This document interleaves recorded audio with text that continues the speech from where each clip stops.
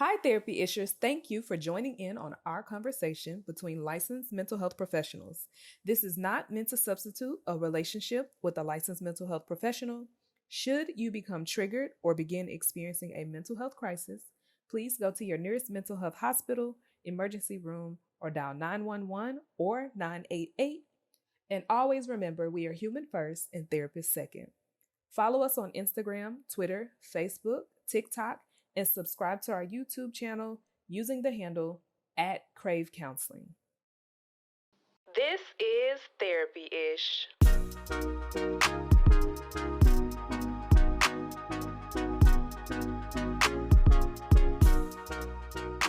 All right, we are back with another episode of Therapy Ish, and today I have Aaron Elam today, and he is a graduate student coming up on graduation here really soon. And we're going to talk about the mental health stigma within the Black community. And we're going to talk about how we are trying to work to overcome it. But also we're going to talk a little bit about what it looks like typically when people have a stigma about it and like how you can use language around overcoming that. So can you tell us a little bit about yourself? Where are you located? Where do you practice? And if someone was interested in seeking services, where can they find you? Yes. So my name is Aaron Elam. I am a master's student at Grand Canyon University, getting my master's in clinical mental health counseling. I am a student intern here at Crave Counseling in Round Rock, Texas. The populations that I serve, I do kids, teens, and adults. Okay. All right. Thanks for sharing that. All right. So let's jump right into these questions. So what is the biggest myth about seeking mental health services? Yeah, I feel like the biggest myth is if you're going to seek it, that like you're not normal or there's something wrong with you, and kind of it's kind of something where it's like you're weak, like it can come like as a form of weakness if you do need to seek it. And you're not kind of being strong, you just need to push through it. So I feel like people kind of view it as a weakness. Okay, I'd say a weakness. Yeah. But also, I think just if you think about our childhood, a lot of times the first thing that, more specifically with men or boys, young boys, when they fall down and they hurt themselves, the first thing that people tell them is like, oh, you're okay. Like nothing's wrong with you. Stop all that crying. And then they grow up with this idea that, oh, if I do have to seek services, something is actually wrong with me. Or, they say, oh, I'm depressed. And they say, oh, ain't nothing wrong with you. The first thing, when someone says like, oh, I want to go talk to the lady, right? I want to go talk to the lady, or I want to go talk to a counselor. The first thing people say is, ain't nothing wrong with you. Yeah. Ain't nothing wrong with you. And it's like, okay, that's a stigma in itself. But we've been conditioned to believe that something has to be wrong with you, like extremely wrong with you, because in your childhood and throughout, your entire life, you're taught that ain't nothing wrong with you. Right. So when you say, I'm actually seeking help, something's wrong with you per se. Yeah. So again, we see that from childhood on up, you fall or your first breakup, your first heartbreak, everybody's like, just get a new girl or, just get a new man. You'll be fine. Ain't nothing wrong with you. You don't need to go talk to the lady. And it's like, but I do need to go talk to the lady. Yeah. It's just like move past it, but like don't work through it. Yes. And then even in that, it's just like, I think there's a stigma in not believing that people do need help. And just because you're seeking services, you might not necessarily have like a huge mental health issue. But if you think about why you're going, a lot of our clients that we have that come through the door, they're usually coming because of the fires that are happening around them that they have no control of, or the situations that they didn't set boundaries with that has caused them to need to say, okay, I can't talk this through with the community that I'm within or with the circle of people that I'm in because everybody is toxic. Or these people are telling me that something's actually wrong with me. And in reality, it's the people really around you. And I'm here to support you with setting those goals. So I guess what you said is weakness. But to add to weakness, I think conditioning. Yeah. We've been conditioned to believe that something really got to be wrong with you. And it's like, not necessarily. It could be something wrong going on around you that's making it hard for you to move forward. And then, sometimes it is actually something wrong, and it's okay to go seek help. So yeah, because I feel like for me, like even with looking at like my family and upbringings, like seeing people go through like depression and stress, it's like I see how they just move forward. They don't get help. And it's like, no, like I want to do something different. Like I actually want to get help. Like I don't want to struggle like they're struggling. Yeah. And yeah, it's like, oh, be resilient, keep it moving. Like, Yeah. We done been through worse. Mm-hmm. That's everybody's favorite line. Okay. What's a myth about having mandatory hospitalization after seeing a mental health provider? What's the myth in that? Yeah. I feel like people look at it as like, oh, you're like really messed up, or, you're going to be like in a prison, or you're going to be just drugged up and not have like any freedom at all. That I feel like me not really knowing what mental health is, like that's what I used to think about when I was younger. I think the other thing that people think about is the fact that if you go see somebody, you're going to be hospitalized. Like typically people who have suicidal ideations, they say, oh, I'm not going to go talk to anybody. They're just going to put me in a hospital. And it's like, not necessarily. Like if you have a plan or an intent, my job is to make sure that you're a safety to yourself. But if you're coming in here and we're having conversations around, I am really, really struggling, and sometimes it's hard for me to feel like I can keep going, and sometimes that is a thought, that's very different than like having a plan and intent that I'm going to do this. On the flip side of that, you don't just end up in a mental health hospital. Yeah. Now,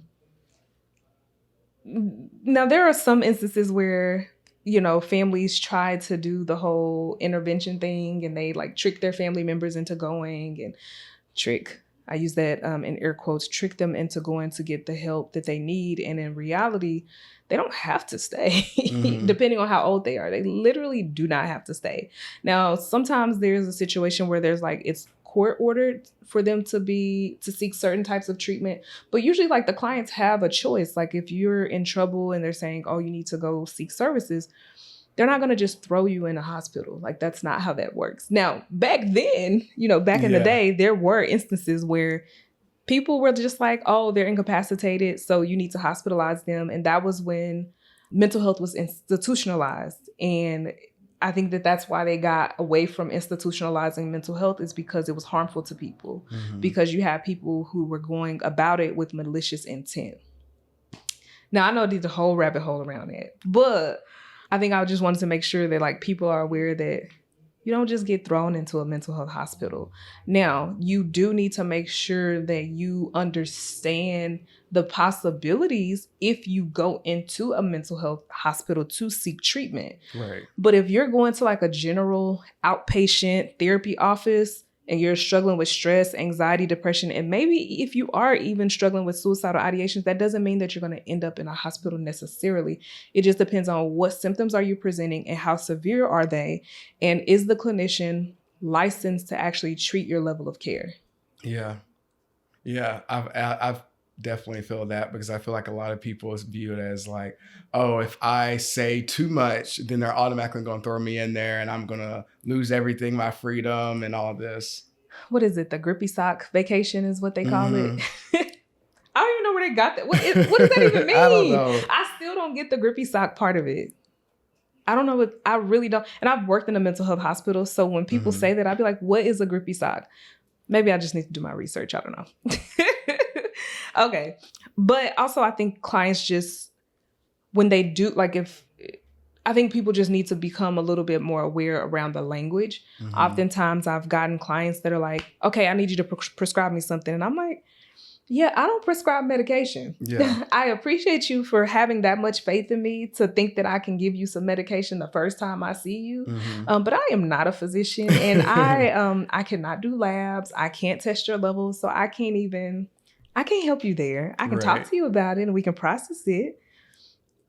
Okay. What would you tell someone seeking mental health services who is still skeptical about receiving services? What would you tell them? I would tell them, that there's a lot of different treatment interventions that are for different people. So there's a lot of different varieties you can choose from. This is what's best for you. But also, I would also tell them it's kind of like going to like a medical doctor for like your health. Like you go yearly for checkups, routines for them to check in and make sure everything's okay. And I feel like it's the same for mental health. like going to like, do just like a consultation and have a initial session to see what's going on. I feel like you should treat it that way. Like, have a routine checkup. That's what I feel like. Yes, I like that. I think other things that I probably would tell somebody is that you have more control than you think. Yeah. A lot of the work that I do typically when I'm seeing clients as they're navigating like the mental healthcare system in itself is you can tell somebody that doesn't feel good. You can tell somebody, hey, we're just not a good fit. You can say, hey, I need more of something. I need less of something that doesn't feel good. That's harmful. Like people have more control than they think that they do when it comes to mental health. And I think that that's the one thing that I would tell people is that if you say, I'm okay and I just don't want to come back, you get to say that. Right. Don't feel guilty because you haven't seen your clinician in 4 weeks. Yeah. Like, go at your own pace. Now, to be fair, like some clinicians are like, no, you need to be more consistent because if we're working on something, in order for us to see the gains and the progress towards the goals that we have set, I have to see you. But on the flip side of that, if you're just not necessarily 100% in, like you said, try it out, do a session, do 2, go for free. Yeah. Especially if you have like a full-time job, use your EAP benefits. Go for free. You can request through the EAP companies, like, I want a provider of color. I want somebody to speak Spanish. I want somebody who speaks Mandarin. I want an Asian provider. Like, whatever you want. Right. I want a biracial. I want somebody 50 plus. Like, the number of questions we get. Yeah. And I think people just don't realize they can actually choose. Yeah. And I even tell my clients, I have check-ins with them, like, how are things going? What can be different? What should we be doing different? Like, it's not going to hurt my feelings. Like, you can be honest. It's not going to hurt my feelings. Like, this is your time. And so giving them like that opportunity to take control of it, I think that's like one of the best things. Yeah, they feel better. And then when they come in, they be like, I know what I want to talk about today. I don't want to talk about, we can't finish that. I'm not ready to process that. And they're like, okay, yeah, where you want to start today? Like, it's your world. So I think that that's very, very fair. So what is the very first step in trying to find a provider? I think knowing what you want to go for, like knowing what you want to work on, thinking that through, and then also doing research, because it's important that you have a connection with your provider. So you'll be able to open up to them, be comfortable. So doing research, I know for me, when I found a provider, it was like, I wanted somebody who looked like me, somebody who identified like my background. And so being able to do the research and then see like what type of modalities, interventions they use, I think that's the first step, is finding somebody you can connect with. Yeah, absolutely. I think the other part to add to that, I'm just adding today. I think the other part to probably add to that is something you said earlier. You mentioned like there's different types of therapies and you can choose what type of therapy you want. Finding a provider that looks like you, what you want them to look like, what you want them to sound like, feel like, all the things in between. What came to mind was people don't really know what therapy is supposed to look like. Like TikTok really be making me mad, but I think every therapist has like their pros and cons with TikTok because people do a lot of self-diagnosing on there. But on the flip side of that, there are all of these videos of like what it's like to meet with your therapist, specifically a Black therapist. And it's like this very ghetto laissez-faire vibe or visual they give of what it looks like to be in the office with a Black therapist. And in some aspects, if you feel like you need to use humor to help destigmatize mental health, I 100% get that. But when it comes to the point in which you are teaching clients that their healthcare provider should be able to be very, very minimal in their approach and very unprofessional in their approach, that is also very harmful because people are, it's kind of like talking about church, right? Yeah. The first thing, if the minute a pastor do something wrong, here go all the Black people. Oh, that's why Black people don't go to church now, right? But it's the same with mental health. It only further adds to, you have some individuals that's like, well, I want a nice clinician, but I don't want to be that ratchet. Right. Like, I want them to have personality, but I don't need them to be like, come on now. Yeah. You know what I'm talking about? Yeah, like have some type of professionalism within it. Yes. Like that's why I'm coming to you and all of this. No, yeah, I've seen those TikToks. Yeah, I'd be so mad because people would just send them to me, and I'd be like, stop sending me stuff like that because I'm gonna report it every time. Yeah. And people might think that about me too, my content that I push out. But on the flip side of that, I think that back to what we were saying is like what type of services are you looking for? So I don't think that people really understand what it looks like, but also what the options are. So like there's cognitive behavioral therapy where there's a clinician that's really focusing on your cognitions, your thoughts, and your behaviors. Then there's solution focused therapists that focus on getting you to where you need to be. And then there's clinicians that are, REBT, where they're more focused on emotions, the here and now, and getting them to where they need to go emotionally and being able to communicate that as they navigate those emotions and those feelings. But then there's other modalities. So like there's EMDR, and then there's somatic work, and then there is what's the newest one? Ketamine assisted therapy. Yeah.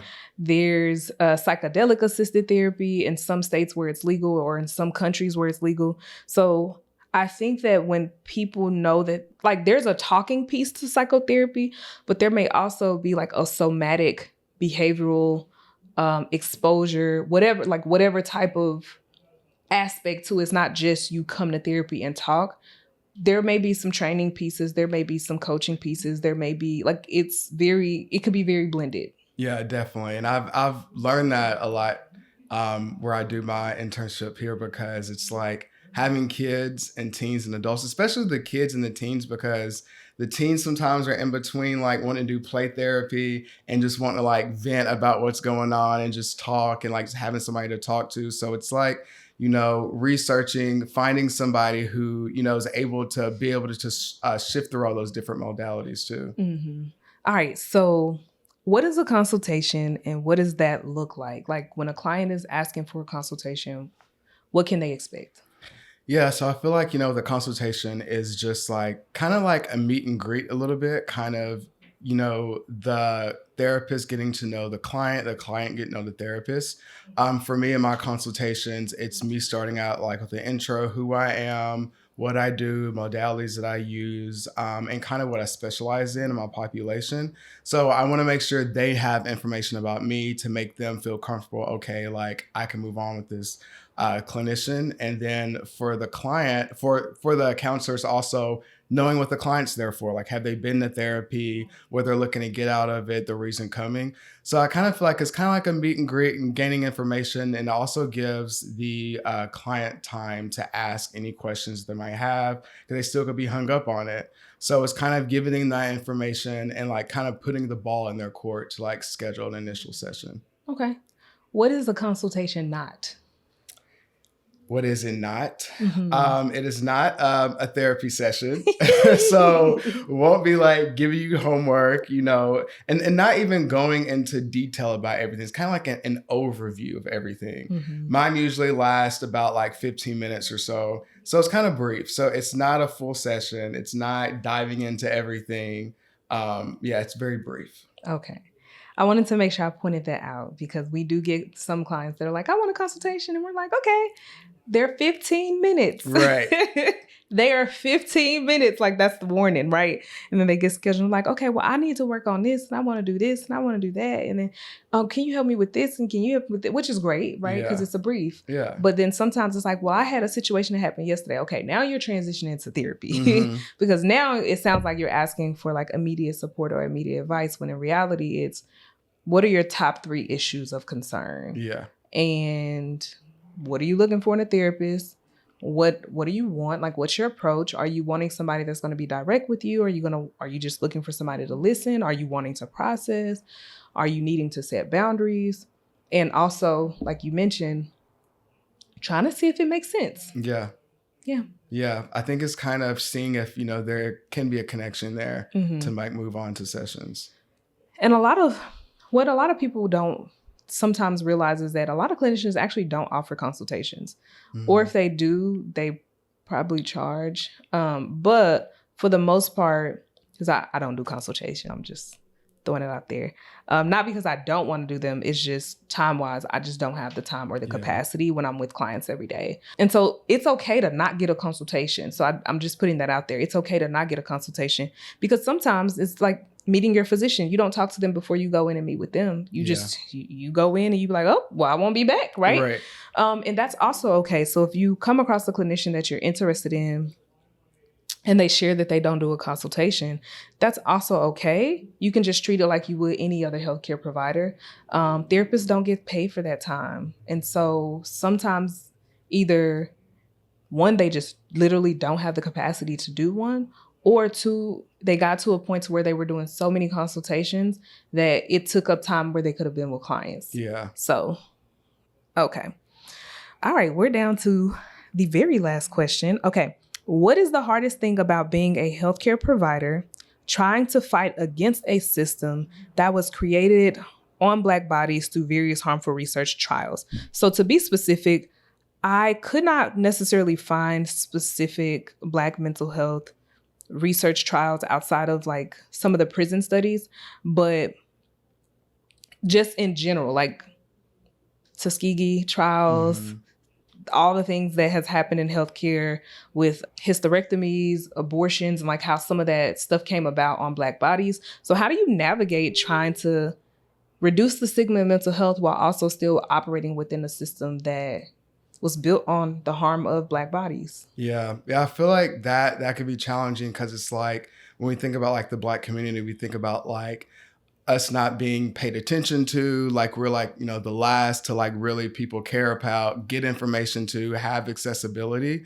So I think a lot of it has to do like awareness to like knowing like what mental health can do for us, but also like awareness to where it's accessible for us too. So like, reaching out to different Black communities, letting them know like, oh, we have places that specialize in the Black community, specialized for things like, injustices and everything that we go through on a normal day to day. So I think like, and also making sure that they know that it's a safe space as well. And that, if we do go seek them, we know we're going to be in good care. We're not going to just be given the wrong medication just because we want to be seen, but they're actually going to like hear us and like really see us and see what we're going through and give us the best care. Because I think a lot of it stands around, oh, I'm scared, like, I'm just an afterthought, or like, am I going to get the right care or the best care? Yeah.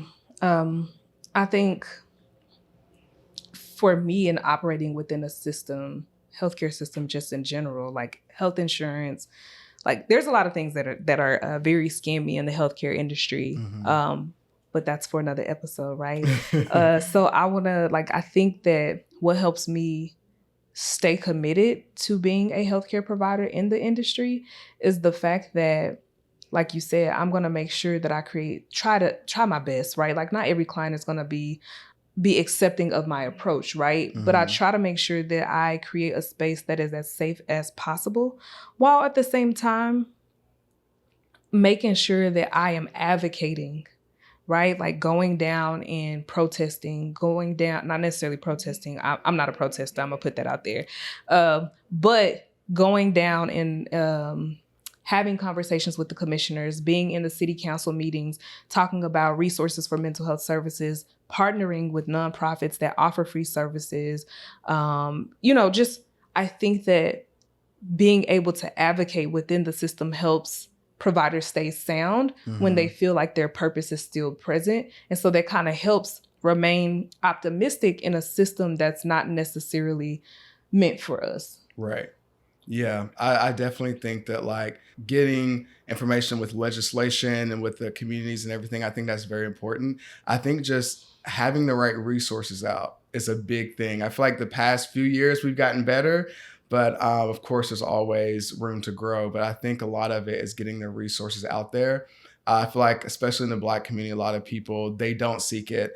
If they don't know where it's at, then they think, oh, well, I can't afford it. There's no way I can pay for it. That's another bill. I don't have time for that. But letting them know that it is important and that, that like they're in a safe space and they will be taken care of. Yeah, absolutely. So I appreciate you Yes. for coming on and having this conversation with me. And I hope it sits with someone who is watching or whatever. Hopefully somebody out there that's like kind of like church, right? I don't know why I always be picking on church, but I think because it's so big. But, you know, kind of like church, you're like, oh, I'm going to get back in church. I think about it. Right. And then you think about it and you're like, okay, well, let me actually do some research on finding a church. Mm-hmm. Okay, I found one. All right, let me go visit it. Let me see how I like it. And then, you know, you kind of muster up enough courage to actually do the process of staying committed to being in church. So I think therapy is very, very similar because you're like, okay, I'm gonna think about go talking to the lady, right? Yeah. That's our favorite line. Go talk to the lady. I'm gonna think about going to go talk to the lady. All right, so I'm thinking about it. I thought about it. All right, I think I found somebody. All right, let me reach out. I did a consultation. All right, so I'm a schedule now. I am going to be consistent because I actually like this one. Yes. But don't give up. If you find one that you don't like. And one thing I think I mentioned in another podcast is like all skin folk ain't kin folk. Mm-hmm. So it's okay if you find a provider where you're like, we look alike. And like, I don't know if I'm gonna find something better, so I'm gonna stick with this person. Don't do that. Do not do that. Just because someone necessarily looks like you doesn't mean that it's always 100% a great fit. And it's okay. We're more than happy to provide you with other providers who can support you on your journey if after the first session or after the first several sessions you feel unheard, you feel unseen, or you feel like maybe your provider doesn't really, maybe y'all just not vibing, right? Right. Or the services just aren't compatible, and that's okay, but don't give up. Yes. Do not give up. Yes. Yeah, that definitely, like, making sure that you have a good relationship with them, that is a key factor in like it benefiting you in the best way and it being successful. So definitely, you know, take time, shop around, find the best one for you, because that's what's really going to make it, you know, make it work. Especially if you're spending your money. Like we have again, this is another episode because, you know, I'm going to keep getting on this insurance rampage. That's what I'm at in life right now with insurance. That's my rampage. Life insurance, health insurance, car insurance, you name it, it's a scam in my mind right now in this moment. Please, that is not advice. Don't drop your healthcare insurance. Don't listen to me on that. That's just my personal opinion on it. But a lot of Black clients are underinsured. Mm-hmm. So oftentimes you read blogs and you say, like, you see where they say people are underinsured and people don't really know what that means. So underinsured technically means that you have insurance, but you have a high deductible plan, which means that although you're paying your monthly premium of $200, $300, $400, whatever you're paying, insurance says that you still have to spend whatever your deductible is. Mm-hmm. And most Black clients take the cheapest plan on their employer's health plan. Not because, I mean, it could be because we're being cheap, right? Mm-hmm. But it's also because we don't know. Right. We think, oh, it's Blue Cross Blue Shield. Cool. I'm going to check that one. And it's the cheapest one. Cool. Please read the deductible. Yes. Because that deductible is going to be the reason why you are not getting the services you need, and which is why you're not going to pursue it, because you call the provider, they are in network, but you later learn that what that really means is that you have to spend $3,000 on healthcare services in general, like if that's your deductible, and you have to spend that $3,000 before insurance will kick in. Yeah. And a lot of people don't really know that that's what that actually means when people say more than what, I don't know the specifics, right? But I feel like I've heard like more than 75% of Black Americans are underinsured. That's what that means. Mm-hmm. Yeah. Yeah, no, I definitely get that. When I got kicked off my parents' insurance, that's one 26. Thing. Yes, that's one thing that my dad did teach me. Mm-hmm. He was like, don't go for the cheapest just because you want more money in your paycheck. Go for which one's going to benefit you for if you need to go to the doctor or something. So, and you're not even going to see it. Like it really be like $100 more or $200 more maybe. Now you might see a $200, but usually it's like a pre-tax deduction, I think. So you might actually see the same amount that you would if you got a higher plan because you're taxed at a lower rate based on your tax. Now, I'm not a tax professional, so let me just stop. But I say all that to say is that advocating in a system, and I think the other part of advocating in the system is teaching your clients. Like a lot of my clients, they're like, well, it's time for me to pick my health insurance. I'm gonna come look at it with you. And I'm like, okay, don't forget you have human resources to help you. Right. I am not a benefits specialist, but if that's what you feel like you need from me today or during this enrollment season, we can talk about it. But it's your job to make sure that you choose the plan that works best for you. But I don't mind helping you do that. Yeah. Yeah. I feel like for us, I feel like one of the things we don't is advocate for ourselves. Like we have people who can help us, but it's like we don't just be going out. You know, a lot of times it's not promoted. That is true. Yeah. I think, was it Austin ISD when I was working in the school district? I feel like it was Austin ISD was the first district that I've worked in where they made us meet with a benefits advisor. And like they went through and made sure you selected the correct plans. And if you had questions, they actually talked to you about it. So every company or major organization has somebody on staff that's in the benefits department where you can always ask questions. So if you do not know, do not sign your open enrollment paper on the first day you get it. No. Look at it, look at the benefits, ask the questions. Okay, what does deductible mean? What does co-insurance mean? What does copay mean? Are you underinsured if you choose this plan? Does the company contribute to the benefits of this plan if it is a high deductible plan? Ask questions. Yeah, as a former human resources worker, yes. Okay. They have all that information. Ask them, use them.